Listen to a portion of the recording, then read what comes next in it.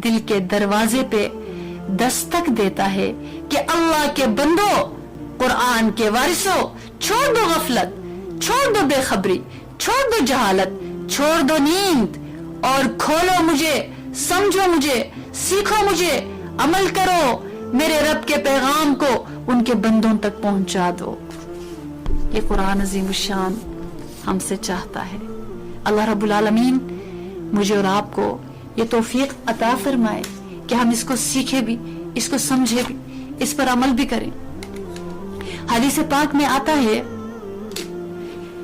कि जिस शख्स ने कुरान पढ़ा और फिर ये ख्याल किया कि मेरे अलावा किसी शख्स को मुझसे ज्यादा मिला है, तो उसने गोया अल्लाह की बड़ी की हुई चीज को छोटा समझा। यानी जो कुरान पाक पढ़ता है, सिर्फ पढ़ने वाला ही इतना अजीम बन जाता है कि फिर वो बहुत बड़ा नाशुक्र बन जाता है कि वो किसी और की तरफ देख के हसरत करता है।